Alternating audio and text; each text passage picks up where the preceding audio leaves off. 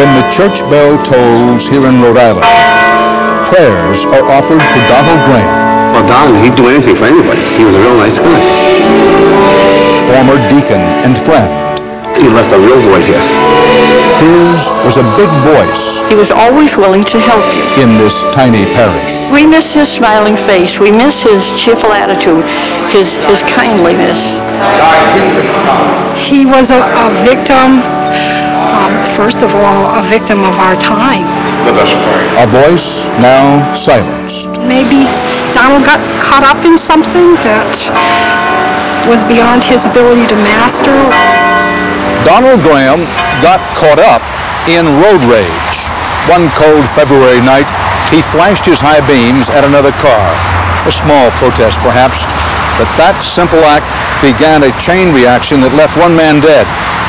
And Donald Graham, he found himself being called something other than Deacon. The killer, Donald Graham, on February 20th, 1994, saw some activity on the road which enraged him. Assistant District Attorney John Letourneau. And to understand this case, you have to understand that the activity was something not even directed towards him on the road. Good morning. Good morning, sir. To understand how a 54-year-old church deacon could undergo such a transformation, we came here to the Cedar Junction Maximum Security Prison in Massachusetts. That night in 1994.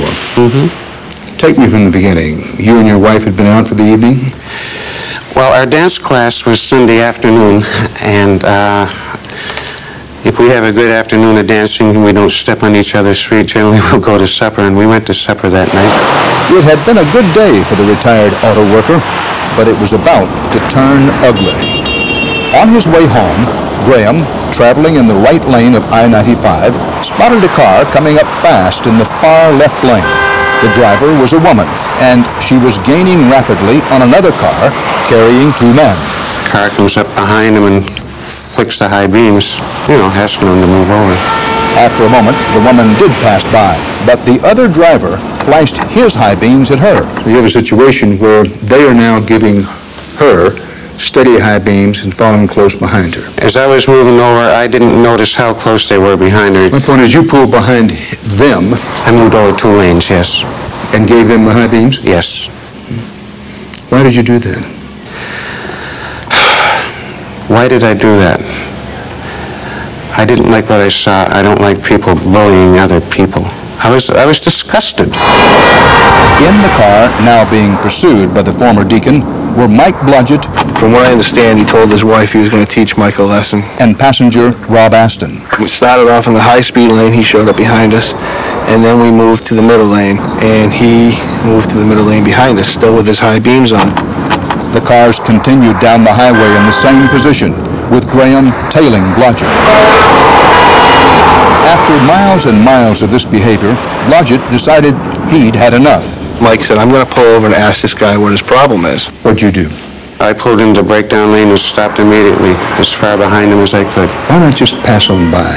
Why not just say, I'm out of this, and I'm out of here? I didn't want that man behind me. You never let an enemy behind you under any circumstances. Mike Blodgett was an emergency medical technician.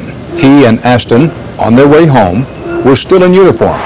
They got out of their car and walked toward Graham, Blodgett carrying a big flashlight. I got out of the car quickly because I wanted to see how big this guy was. If he's pulling over behind us, he must be a big guy because he must be confident. I told my wife we got big trouble coming down here, and I looked at her and she couldn't even speak. I saw him get out of his car and go immediately to his trunk. I had a crossbow in the trunk. That's right. Deacon Graham, an archery buff, kept a crossbow in his trunk for self-defense. I warned him immediately to hold it right there. You better go back to your car. As I'm saying this, I'm loading an arrow into it. As I'm warning him, Blodgett starts screaming, "What's your problem, you asshole?" And these are the only words he ever used to me. But Aston says no one said anything. That moment seems frozen in time forever because it was very dark. And I can remember looking and thinking, does he have a gun? What a scene, what a scene. I mean, dark, cold February night. Man with a crossbow, cocked and ready. Man in his face, your description. Screaming. And then all of a sudden I heard an air noise, and Mike said, he shot me. And I can remember backing up and looking, and he was already covered, soaked with blood.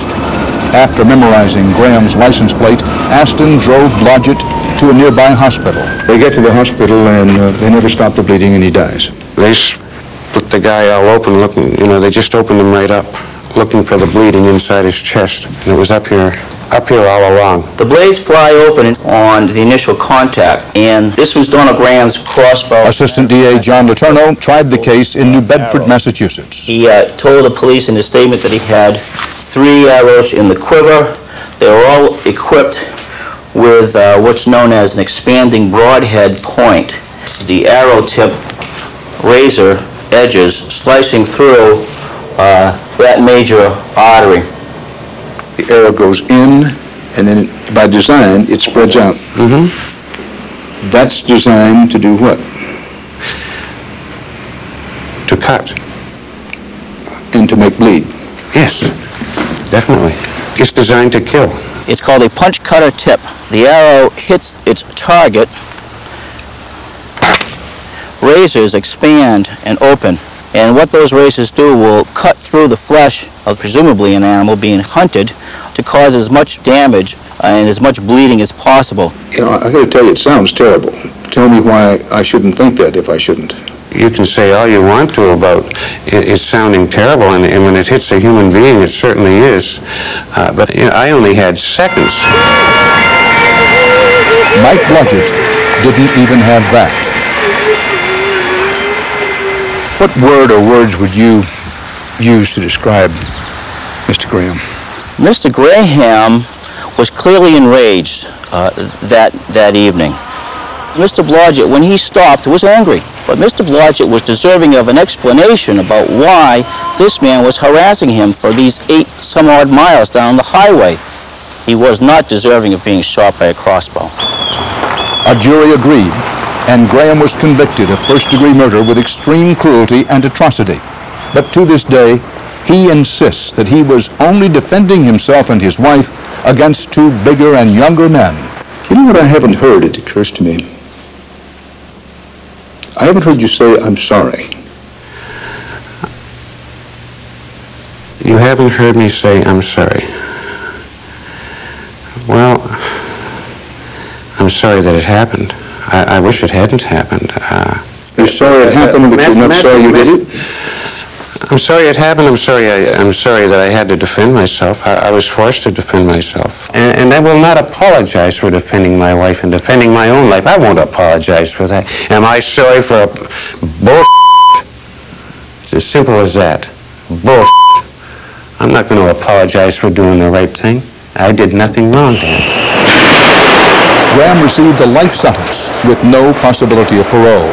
His wife, the woman he vowed to protect, is now divorcing him. How is it 3 grown men wind up on the side of the road on a cold February night with one of them soon to die and the other soon to be sentenced to life in prison? How could this happen? It's so difficult to tell you. Certainly there was a rage on that road that evening. A lot of us are carrying a whole lifetime worth of bad memories. And it all happened in, what, 5-10 minutes, 5-10 miles? In the space of a lifetime. Just a whisker. Absolutely. Absolutely. Find yourself driving more carefully these days? Mr. Rather, I don't even look out the side windows.